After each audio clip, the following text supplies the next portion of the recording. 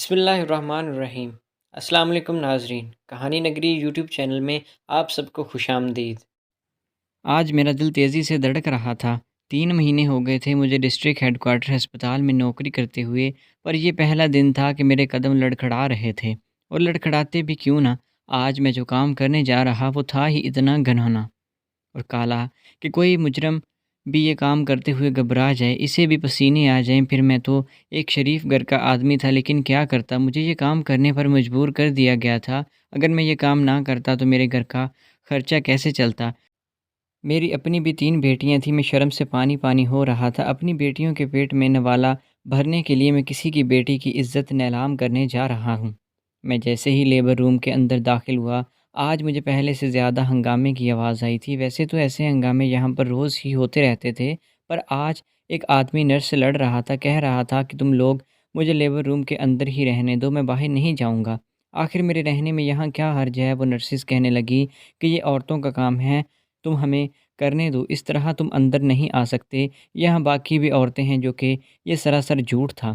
Labour روم میں شوہر کے علاوہ ہر قسم کا مرد آ سکتا ہے، سینئر ڈاکٹر سے لے کر صفائی والا تک وہاں پر جا سکتا ہے، اور جس عورت کو کبھی گھر کی دیواروں نے بھی نہیں دیکھا ہوتا، ان بیچاریوں کی عزت لیبر روم میں نیلام ہوتی ہے۔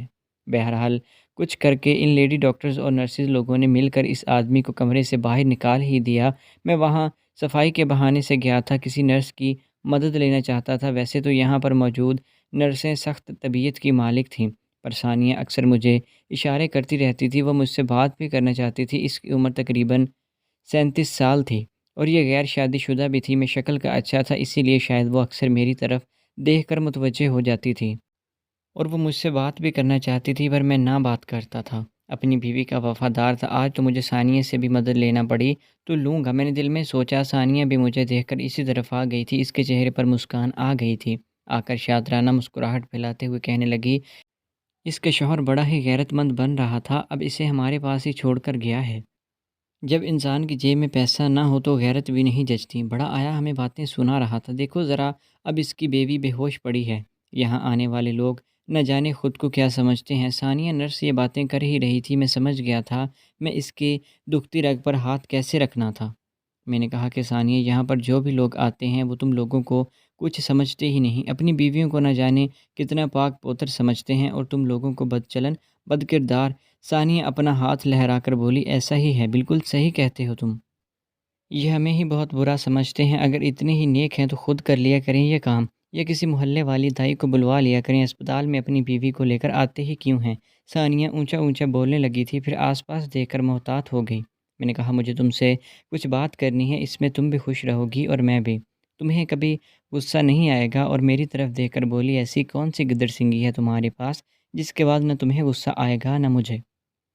وہ حیران ہو کر بولی تھی۔ میں نے کہا، بس تم میرے ساتھ چلو، میں تمہیں ساری بات بتا دوں گا۔ ثانیہ نے کہا کہ اس عورت کا کیس ہو جائے پھر وہ مجھ سے مل سکتی ہے۔ میں اس کا انتظار کرنے لگا۔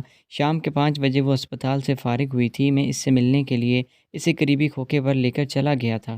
ہم دونوں نے چائے پی، اور میں نے اس سے یہ بات بھی کی تھی جو کہ مجھے آج دوپہر ہی اصغر نامی بندے نے کہی تھی۔ اصغر نامی وہ آدمی تھا جس سے میں اسپتال کی ایک ایک خبر دیتا رہتا تھا، میں اسے اسپتال کے ماحول کے بارے میں بھی کافی باتیں بتاتا۔ یہ باتیں سن کر وہ کانوں کو ہاتھ لگاتا، پھر ہنس کر کہتا، تمہارے تو مزے ہیں یار، تم تو اسپتال میں اپنی آنکھیں خوب ٹھنڈی کرتے ہوگے۔ میں ہنس کر کہتا کہ ایسی تو کوئی بات نہیں ہے، ہاں البتہ لیبر روم میں باقی لوگ بھی جاتے ہیں، باقی صفائی کرنے والے بھی ادھر ادھر چکے لگاتے رہتے ہیں، ان کی نظر پڑ جاتی ہوگی تو میں نہیں جانتا، مگر میں تو وہاں کبھی بھی نہیں گیا۔ ویسے بھی ثانیہ کے علاوہ سب نرسیں بہت سخت ہیں، وہ کسی کو اندر نہیں جانے دیتی۔ یہ بات سن کر اصغر کے دل میں نہ جانے کیا کیا بات آئی تھی۔ پھر اس نے مجھے ایسی بات کہی کہ میرے تو کانوں سے دھواں نکلنے لگا تھا۔ میں نے اس سے پہلے کبھی سوچا بھی نہیں تھا کہ مجھے اس معمولی سے کام کے لاکھوں روپے بھی مل سکتے ہیں۔ میں نے یہ بات ثانیہ کو بتائی تو وہ سوچ میں پڑ گئی تھی، بولی کہ میں یہ کام نہیں کر سکتی، بھلے ہی وہ عورتیں ہمارے لیے ایک مریض سے زیادہ کچھ نہیں ہوتیں، پر ہیں تو وہ عورتیں، یہ کام گناہ کا ہے، میں کسی بھی صورت اس پر کیمرہ نہیں لگا سکتی۔ میں نے کہا، دیکھو ثانیہ، ہم کون سا ان کا چہرہ لے کر آئیں گے، ان کی شناخت تو چھپی رہے گی، اور ویسے بھی میں کون سا تم سے کوئی واہیات قسم کی ویڈیو بنانے کا کہہ رہا ہوں۔ اتنے سارے انگریز بھی تو یہ کام کرتے ہیں، اسپتال کی لاکھوں ویڈیوز انٹرنیٹ پر پہلے ہی موجود ہیں۔ اگر ایک دو ہم اور بنا لیں گے تو کیا فرق پڑے گا؟ صرف ایک بار بنا لو، ہمیں 50,000 روپے مل جائیں گے۔ اس میں تو ہمارا کوئی نقصان نہیں ہے، بلکہ ہمیں تو فائدہ ہی فائدہ ہوگا۔ میری بات سن کر ثانیہ کی آنکھیں بھی چمک گئی تھیں۔ 50,000 روپے، 50,000 روپے صرف ویڈیو بنانے کے لیے؟ ہاں، میں تمہیں یہی تو کہہ رہا ہوں کہ ویڈیوز بنانے کے 50,000 روپے ملیں گے، اور تم سوچ بھی نہیں سکتی تھی کہ 2-3 ویڈیو بنانے کے بعد ہم اپنی 3-4 سالوں کے برابر کی تنخواہ کما لیں گے اور پھر یہ کام چھوڑ دیں گے۔ میری بات سن کر ثانیہ بھی جیسے میری ہاں میں ہاں ملانے لگی تھی۔ ٹھیک ہے، تم جیسا کہتے ہو میں ویسا ہی کروں گی، لیکن یہ بتاؤ کہ مجھے پیسے تم ایڈوانس دو گے یا کام کے بعد؟ ثانیہ فوراً ہی پیسوں کی بات پر آ گئی تھی کہ جیسا تم کہو میں ویسا ہی کروں گا۔ وہ آدمی ایسا تو لگتا نہیں ہے کہ پیسے لے کر بھاگ جائے گا۔ میں اس سے ایڈوانس ہی رقم لے لوں گا اور پھر اس کو ویڈیو دے دوں گا۔ میری بات سن کر ثانیہ بھی خوش ہو گئی تھی، پر ہم دونوں بہت ڈر رہے تھے کیونکہ ہم پہلی بار یہ کام کرنے لگے تھے۔ ثانیہ نے مجھ سے اگلے 2 دن میں کیمرہ لے لیا تھا۔ مجھے لگ رہا تھا کہ وہ یہ کام نہیں کر پائے گی، پر کیمرہ لینے کے بعد شام کو جب وہ واپس آئی تو اس کے چہرے پر بڑی سی مسکراہٹ تھی۔ دو میرے 50,000 روپے؟ ثانیہ، یہ تم کیا کہہ رہی ہو؟ کیا تم نے واقعی میں ویڈیو بنا لی ہے؟ ہاں ہاں، تو کیا میں تم سے جھوٹ بول رہی ہوں؟ میری بڑی مشکلوں سے ایک اور نرس کو بھی اپنے ساتھ ملا لیا ہے۔ تم مجھے 50,000 روپے دو گے تو میں اسے 25,000 روپے دے دوں گی، لیکن ویڈیو میں تمہیں زیادہ بنا کر دوں گی تاکہ ہم نے جو 1.5 لاکھ کا سوچا ہے وہ چلو 3 نہیں 6 ویڈیوز میں پورا ہو جائے گا۔ میں اس کی بات سن کر ہاں میں سر ہلا تو چکا تھا، پر مجھے اب ڈر لگ رہا تھا ثانیہ کو اگر اس بات کا چسکا لگ گیا تو کیا ہوگا؟ وہ تو اسی کام سے پیسے کمانے کو حلال روزی سمجھے گی، میں تو پھنس جاؤں گا۔ دل میں سوچا اور خیال آیا کہ کیوں نہ میں اس کیمرے کو ضائع کر دوں اور یہ ویڈیو بھی تلف کر دوں، لیکن میں ایسا نہیں کر سکتا تھا۔ میرے دل میں اپنے پیسوں کا بھی لالچ تھا اور ساتھ ہی ساتھ بیٹیوں کو بھی کھانا کھلانے کی فکر بھی تھی۔ میں نے کیمرہ ثانیہ سے لے لیا تھا، باخدا میں نے خود وہ ویڈیو ایک نظر بھی نہیں دیکھی تھی۔ اگلے دن میں اصغر کا انتظار کرنے لگا۔ اصغر آیا، اس کو میں نے کہہ دیا تھا کہ ویڈیو دیکھ کر اس کی تو باچھیں کھل گئی تھیں۔ وہ بہت خوش ہوا تھا، بولا کہ یہ چیز میرے دوست ایسا ہی مال تو ڈھونڈتا ہوں۔ تم نے اس اسپتال پر اب نظر رکھنی ہے اور جو خوبصورت عورت آئے اس کی ویڈیو لازمی بنانی ہے۔ اگر تم چاہو تو مجھ سے اس سے زیادہ پیسے لے سکتے ہو۔ میں نے کہا کہ نہیں، فی الحال تم مجھے جو رقم دینا چاہتے ہو وہی دو۔ اصغر نے میرے ہاتھ پر 5,000 روپے کے 20 نوٹ رکھ دیے تھے اور بولا جاؤ موج کرو اور یہ کیمرہ کل آ کر مجھ سے دوبارہ لے جانا۔ میں اس میں سے ویڈیو نکال لوں گا، کل تم مجھے تازہ ویڈیو بنا کر دینا، اور ہاں اب سے میں تمہیں ایک ایسا کیمرہ دوں گا جس میں زیادہ ساری ویڈیوز سیو ہو جایا کریں گی، اور پھر تم مجھے 1 ہفتے بعد 7 ویڈیوز دے دینا۔ میں نے کہا تم نے تو مجھے 3 ویڈیوز دینے کا کہا تھا۔ بولا کہ جب تمہارا کام چل رہا ہے تو تمہیں کیا دقت ہے، تم یہ کام کرتے رہو، میں تمہیں پیسہ دیتا رہوں گا، تم ایک گھر کے بجائے محل کھڑا کر لو۔ تم بھی خوش میں بھی خوش۔ اصغر بڑی سی گاڑی میں آتا تھا اور مجھ سے ویڈیو لے کر چلا جاتا تھا۔ میرے دل میں ایک عجیب سا احساس رہ جاتا تھا۔ میں نے جا کر ثانیہ کو بھی 50,000 روپے کی رقم دے دی تھی۔ اس کی تو باتیں کھل گئی تھی، اتنی خوش تھی کہ میں نے زندگی میں اسے پہلی بار اتنا مسکراتے ہوئے دیکھا تھا۔ دیکھو بھائی، اب تو ہم امیر ہونے والے ہیں، لیکن تم کبھی میرے ساتھ دھوکہ مت کرنا، اور جتنا میں نے کہا ہے اتنا ہی کام کریں گے۔ اب میں تمہیں یہاں پر آنے والی ہر خوبصورت عورت کے بارے میں بتا دوں گی۔ یہاں پر چیک اپ کروانے کے لیے عورتیں پہلے بھی آتی رہتی ہیں، پھر ڈلیوری کے وقت بھی آتی ہیں۔ میں خوبصورت عورتوں کے دن کی ڈیٹ تمہیں الگ بتا دوں گی۔ اس دن تم کیمرہ لے کر آ جانا، میں تمہاری مدد کر دوں گی۔ میں یہ بات سن کر خوش ہوتا تھا۔ ہم چونکہ وہ ویڈیوز دیکھتے بھی نہیں تھے، مجھے ثانیہ ویڈیوز دے دیتی تھی، میں جا کر اس آدمی کو دے دیتا تھا۔ میں نے کبھی یہ جاننے کی کوشش بھی نہیں کی تھی کہ اس ویڈیو میں آخر ہوتا کیا ہے۔ مجھے بہت ڈر لگ رہا تھا، میں جھجکتا تھا۔ میں کسی بھی طریقے سے احساس جرم میں آنے سے بچنا چاہتا تھا، شاید اسی لیے وہ ویڈیوز نہ دیکھتا تھا، نہ اسے کھولتا تھا، بس آگے جا کر دے دیتا تھا۔ لیکن پھر ایک عجیب واقعہ ہوا، ایک ایسا واقعہ جس نے میری زندگی کو ہمیشہ ہمیشہ کے لیے بدل کر رکھ دیا تھا۔ تقریباً 1 مہینے کا وقت گزر چکا تھا، میں اس آدمی سے 1.5 سے 4 لاکھ روپے کی درمیان رقم لے چکا تھا۔ وہ آدمی جب بھی آتا کالی گاڑی میں اترتا، مجھے ہمیشہ شاباشی دیتے اور پھر وہاں سے چلا جاتا۔ نرس بھی اپنے کام میں خوش تھی، کسی کو کانوں کان خبر نہیں تھی میں اور ثانیہ لیبر روم میں کیمرہ لگا کر کیا کام کرتے ہیں اور کس قسم کی ویڈیوز اسپتال سے باہر جا رہی ہیں۔ مگر ایک اور بات یہ بھی تھی کہ ثانیہ کی طبیعت اکثر خراب رہتی تھی۔ وہ آ کر بینچ پر بیٹھ جاتی تھی اور مجھ سے کہتی تھی اب مجھ سے یہ کام نہیں ہوتا شمشاد، دل چاہتا ہے کہ میں گھر بیٹھ جاؤں، پر تم نے تو مجھے پیسے کی ایسی لالچ دے دی ہے۔ میں نے پلاٹ کا پتہ کیا ہے، 15 لاکھ روپے سے کم کوئی پلاٹ نہیں ملتا۔ سوچتی ہوں جب تک یہ رقم اکٹھی ہوتی ہے ہم دونوں یہ کام کرتے رہیں۔ تمہارے پاس تو 50,000 روپے کے حساب سے زیادہ رقم آتی ہے، پر میں آدھی رقم مدیحہ کو دیتی ہوں، جس کے بعد میرے پاس صرف 25,000 روپے بچتے ہیں۔ میں دیکھ رہا تھا کہ ثانیہ کی لالچ دن بدن بڑھتی جا رہی تھی۔ پھر خدا نے ہمیں ایسا سبق سکھایا کہ آج میں یہ کہانی لکھنے پر مجبور ہو گیا ہوں۔ یہ ہفتے کا دن تھا جب ثانیہ میرے پاس آئی تو بہت ہی پریشان تھی۔ میں نے کہا کہ کیا ہوا ہے؟ بولی کہ پٹھانوں کے علاقے سے ایک عورت آئی ہے، وہ پردہ دار ہے، خوبصورت ہے، اس کی آنکھیں نیلی ہیں، گلابی ہونٹ ہیں اور جسم ملائی کی طرح گورا ہے۔ میں یہ سوچتی ہوں کہ ہم اس کی بھی ویڈیو بنا لیں، اور مجھے ایک عجیب بات پتہ چلی ہے۔ وہ کہتی ہے کہ وہ حافظ قرآن ہے، مدرسے سے پڑھی ہے ہمیشہ، اور آج تک کسی نے اس کا چہرہ بھی نہیں دیکھا۔ اس کے شوہر نے آ کر ہم سے منت کی ہے کہ ہم کسی مرد کو بھی اندر آنے کی اجازت نہیں دیں گے، اور جانتے ہوئے شمجاد وہ بیچارہ 70,000 روپے فالتو دینے کو تیار ہے، صرف اس شرط کے لیے کہ اسے بھی کمرے کے اندر داخل ہونے دیا جائے اور وہ اپنی بیوی کے ساتھ ایک محافظ بن کر کھڑا رہے گا۔ میں نے کہا یہ صرف جذباتی باتیں ہیں، تم اسے منع کر دو۔ 70,000 روپے ویسے بھی ہمیں کون سا ملیں گے؟ تم شور مچا دو۔ اگر 70,000 روپے دے کر ایک آدمی کو اندر آنے کی اجازت ہے تو اس کا مطلب ہے کہ ہسپتال کا تو کوئی قانون ہی نہیں ہے۔ اس کا مطلب یہ بھی ہوا کہ پھر پیسے دے کر کوئی لیبر روم کے اندر داخل ہو سکتا ہے، جبکہ یہ تو اسپتال کی پالیسی ہے کہ شوہر لیبر روم کے اندر نہیں آ سکتا۔ میری بات سن کر ثانیہ نے ہاں میں سر ہلا دیا تھا اور بولی لیکن اس کا شوہر بڑا ہی نورانی چہرے والا لگتا ہے، اس کو دیکھ کر محسوس ہوتا ہے جیسے وہ مسجد میں امام ہو یا کوئی نیک ہستی ہو۔ میں تو سوچتی ہوں کہ اس عورت کو جانے دیتے ہیں۔ نہیں نہیں، کیسی باتیں کر رہی ہو ثانیہ؟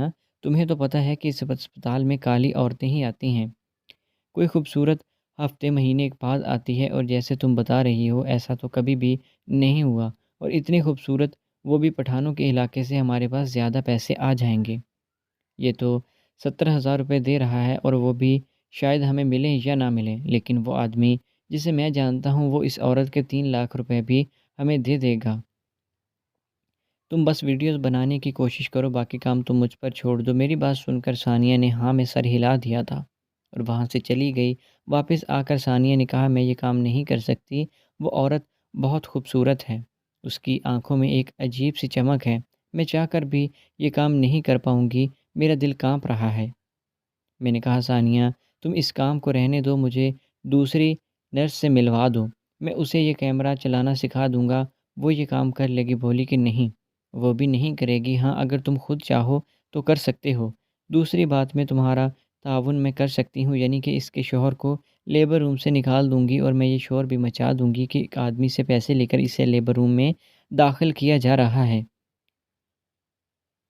اس بات پر ساری نرسز مل کر شور کریں گی تو تمہارا کام بن جائے گا، پر یہ ویڈیو والا کام مجھ سے نہ ہوگا۔ ثانیہ نے ہاتھ کھڑے کر دیے تھے۔ میں نے اسے کہا تھا کہ تم ایسا ہی کرو کہ جیسا میں نے کہا ہے، باقی عورتوں کو بھڑکاؤ کہ اس طرح تو تمہاری کوئی عزت ہی نہیں۔ اگر ایک عورت کا شوہر لیبر روم کے اندر آ سکتا ہے تو باقیوں کا کیوں نہیں؟ اس بات پر کافی زیادہ بحث ہوئی تھی۔ اب میں نے سوچا تھا کہ یہ ویڈیو میں خود بنا لوں گا، اگر وہ کچھ اور بھی نہ ہو سکا تو کم از کم کچھ منٹ یا سیکنڈ کی ہی صحیح، اصغر خوش ہو جائے گا اور مجھے زیادہ پیسے دے دے گا۔ وہ مجھ سے یہی کہتا رہتا ہے کہ کوئی خوبصورت اور صحت مند عورت کی ویڈیو بنا کر لاؤ، اس طرح زیادہ مال بکے گا، تو میں تمہیں زیادہ پیسے بھی دے دوں گا۔ اب تو میں اس قدر ڈھیٹ ہو چکا تھا، میرے دل پر مہر لگ چکی تھی، دل سیاہ ہو چکا تھا، گناہ کا احساس بھی مجھے نہیں ہوتا تھا۔ اس عورت کے آپریشن میں تقریباً 30 منٹ رہ گئے تھے۔ میں نے کسی بہانے سے کمرے میں داخل ہوا، میرے کانوں میں قرآن پاک کی آواز پڑی۔ وہ عورت شاید بچہ پیدا ہونے سے پہلے قرآن پاک کی تلاوت کر رہی تھی۔ میں نے دروازے کو ذرا سا کھول کر دیکھا تو کمرے میں کوئی اور بھی نہیں تھا۔ میں نے خدا کا شکر ادا کیا، اس عورت کی پشت میری طرف تھی۔ میں جلدی سے دوسری طرف گیا، سامنے موجود ساکٹ پر میری نظر پڑی۔ میں نے اس کے اندر کیمرہ سیٹ کیا اور جھاڑو ہلاتا ہوا باہر آ گیا تھا۔ اس کو یہی لگا ہوگا کہ میں صفائی کرنے کے لیے آیا ہوں۔ باہر نکلتے نکلتے 3-4 نرسز سے میری ٹکر ہو گئی تھی۔ ان میں سے ایک مدیحہ بھی تھی جو کہ ثانیہ کی سہیلی تھی۔ مجھے باقی نرسوں نے دیکھا تو منہ بنانے لگی تھی، پوچھنے لگی تھی تم یہاں کیا کر رہے ہو؟ باہر جاؤ، یہاں پر ایک عورت کی ڈلیوری ہونے والی ہے، اور خبردار آئندہ تم یہاں پر نظر بھی آئے تو۔ میں ان کی بات سن کر ڈر گیا تھا، لگتا تھا کہ آج زیادہ ہی سختی ہے۔ میں نے دل میں سوچا تھا کہ باہر آ کر دیکھا تو ثانیہ نڈال سی بینچ پر بیٹھی ہوئی تھی۔ میں نے اس سے سرگوشی میں پوچھا کہ کیا ہوا، کہ تم اتنی پریشان کیوں ہو؟ اس نے اشاروں سے مجھے وہاں جانے کا کہہ دیا تھا۔ ثانیہ کی طبیعت واقعی خراب لگ رہی تھی۔ ایسا لگتا تھا جیسے ثانیہ بہت ہی پریشان ہو، اس کے دل میں کوئی بات تھی جو وہ مجھے بتا نہیں رہی تھی۔ مگر آج ثانیہ نہیں تھی تو میں بہت ہی زیادہ بے چین تھا، کیونکہ وہ ہوتی تو مجھے پریشانی نہیں ہوتی تھی، جبکہ آج میں بار بار چکر لگاتا رہا تھا کہ کب وہ کیس ختم ہو اور میں جا کر اپنا کیمرہ اتاروں۔ اس دوران اگر کسی نے ساکٹ کی طرف دیکھ لیا تو کیمرہ دیکھ کر تو میری شامت آ جائے گی، سب کو سمجھ آ جائے گی کہ یہ کیمرہ کس نے لگایا ہے۔ لیکن خدا کا شکر ایسا کچھ بھی نہیں ہوا تھا۔ 3 گھنٹے گزرے، لیبر روم کی صفائی کے لیے مجھے بلایا گیا۔ وہ عورت کسی دوسرے کمرے میں منتقل کی جا چکی تھی، صفائی ہو چکی تھی، مجھے بس گند وغیرہ اٹھانا تھا۔ میں نے دیکھا کمرہ تقریباً خالی تھا۔ میں نے جلدی سے اس ساکٹ پر ہاتھ مارا اور اپنا کیمرہ اتار لیا۔ میرا دل زور زور سے دھڑک رہا تھا۔ آج میں پہلی بار لیبر روم کے اندر اتنی دیر رہا تھا۔ میں نے کیمرے کو اپنی جیب میں رکھا اور جلدی سے وہاں سے باہر نکل آیا تھا۔ آج تو میں نے اس چیز کی بھی پرواہ نہیں کی تھی کہ میری نوکری چلی جائے گی۔ میں تو وہاں سے ایسے نکلا جیسے بندوق سے گولی نکلتی ہے۔ آج پہلی بار میں اپنی نوکری کے دوران اپنا کام چھوڑ کر باہر آیا تھا۔ میرا دل زور زور سے دھڑک رہا تھا۔ اصغر نے شام کو 5 بجے آنا تھا۔ ابھی دن کے 3 بجے تھے۔ میرا دل چاہا تھا کہ آج کیمرہ کھول کر میں یہ ویڈیو دیکھ لوں۔ ثانیہ نے مجھ سے بہت تعریف کی تھی کہ وہ عورت بہت ہی خوبصورت ہے، اسی وجہ سے میرا دل بھی للچانے لگا تھا۔ میں کس طرح ایک بار ہی ایسے دیکھ لوں؟ آخر وہ کیسی عورت ہے جس کے شوہر نے اس کے لیے اتنی بڑی جنگ لڑی ہے اور کسی کو اندر بھی نہیں جانے دیا؟ آج تو مرد ڈاکٹر بھی اندر کمرے میں نہیں گیا تھا، مجھے بھی بڑی سختی کے ساتھ وہاں سے باہر نکالا گیا تھا۔ خیر میں نے کمرے کی ویڈیو چلانے کی کوشش کی تو وہ نہیں چل رہی تھی، لگتا تھا جیسے کیمرے میں کوئی خرابی آ گئی ہو۔ میں نے دل میں ارادہ کیا تھا کہ میں اصغر کا انتظار کرتا ہوں۔ اصغر آئے گا تو اس کو کیمرے کو خود ہی ٹھیک کر لے گا، اس میں موجود ویڈیو بھی میں خود دیکھ لوں گا۔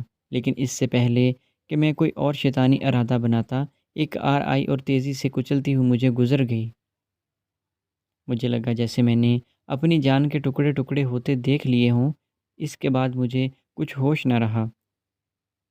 میری آنکھ کھلی تو میں اسپتال میں موجود تھا۔ میری ٹانگوں پر پٹی بندھی ہوئی تھی اور بستر پر تھا۔ میرے آس پاس اور کوئی بھی نہیں تھا۔ تھوڑی دیر کے بعد کمرے میں ایک نرس داخل ہوئی۔ اس نے مجھ سے جو بات کہی، میرے قدموں تلے سے زمین ہی نکل گئی تھی۔ تھوڑی دیر کے بعد پولیس بھی آ گئی تھی۔ مجھے سمجھ نہیں آیا تھا کہ یہ سب کیا ہوا ہے اور کیسے کیوں کر۔ میری حالت اتنی خراب تھی کہ میں کچھ بول بھی نہیں سکتا تھا۔ میرا جسم پٹیوں میں بندھا ہوا تھا۔ تھوڑی دیر کے بعد مجھے اندازہ ہوا تھا کہ یہ ہسپتال کوئی اور نہیں بلکہ وہی ہسپتال ہے جہاں پر میں خود کام کرتا ہوں۔ یہ دیکھ کر تو میرے قدموں تلے سے زمین نکل گئی تھی کہ میرے سامنے موجود پولیس والے میرے جواب کا انتظار کر رہے تھے۔ مجھے پتہ چلا کہ ثانیہ نے سب کچھ پولیس کے سامنے اگل دیا ہے۔ کسی احساس جرم کے تحت ثانیہ نے ساری بات پولیس کو بتا دی تھی۔ اس نے اپنی گرفتاری بھی دے دی تھی اور مجھے بھی گرفتار کرنے کا کہا گیا تھا۔ میں تو کیمرے کے ساتھ ہی ایکسیڈنٹ کا شکار ہوا تھا۔ کیمرے کو تو گاڑی نے کچل دیا تھا۔ اس میں جو کچھ بھی موجود تھا وہ کسی دوسرے تک نہیں پہنچ سکا تھا۔ میرے خلاف کوئی ثبوت بھی نہیں تھا سوائے ثانیہ کی گواہی کے۔ اگر میں چاہتا تو یہ کہہ سکتا تھا کہ یہ محض ایک الزام ہے، کسی کے پاس کوئی ثبوت نہیں تھا سوائے ثانیہ کے اس بیان کے۔ لیکن میرا ضمیر مجھے ملامت کر رہا تھا۔ اللہ نے اس عورت کی عزت کیسے بچائی، یہ میں اپنی آنکھوں سے دیکھ چکا ہوں۔ یہ دیکھ کر مجھے اللہ کی ذات پر یقین آ گیا کہ جو اللہ ایک عورت کی عزت اس مصلحت سے بچا سکتا ہے تو پھر وہ کیا مجھے رزق نہیں دے سکتا؟ کیا وہ مجھے اس عذاب سے نجات نہیں دلا سکتا؟ میں نے بھی چپ چاپ پولیس کو گرفتاری دے دی تھی اور اب میں اپنی سزا کاٹ رہا ہوں۔ مجھے پوری امید ہے کہ میرا اللہ مجھ سے راضی ہو جائے گا۔ آپ سے دعا کرتا ہوں کہ آپ بھی میرے لیے دعا کیجیے گا، کیونکہ اب میں اس گناہ کا حصہ نہیں بنوں گا۔ اور آخر میں سب بھائیوں سے درخواست کروں گا کہ اپنی عزتوں کی حفاظت کریں، چاہے کوئی آپ سے ملاقاتیں کرے۔ اسپتال میں جو ہوتا ہے وہ ہم لوگ ہی جانتے ہیں جو اسپتال کے اندر کام کرتے ہیں۔ اس لیے کسی کی باتوں پر یقین کرنے کی بجائے خود اپنی عقل و شعور سے کام لیں اور کبھی بھی اپنی بیوی کو ڈاکٹر کے رحم و کرم پر نہ چھوڑیں، اور وہ بھی ایسے مشکل وقت میں۔ تو دوستو، آپ کو آج کی کہانی کیسی لگی؟ امید ہے کہ ویڈیو اچھی لگی ہوگی۔ اگر ویڈیو پسند آئی تو ہمارے چینل کو سبسکرائب کریں۔ ملتے ہیں نیکسٹ ویڈیو میں، تب تک کے لیے اللہ حافظ۔